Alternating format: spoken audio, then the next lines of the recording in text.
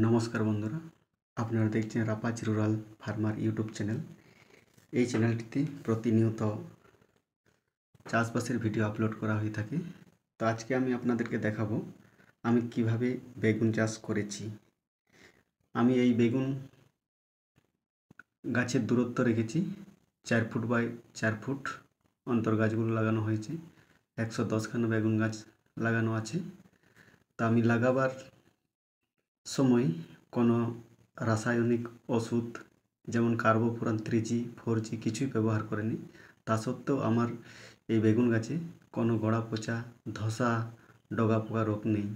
কারণ আমি তার পরিবর্তে আমি ব্যবহার করেছি গরুর মূত্র।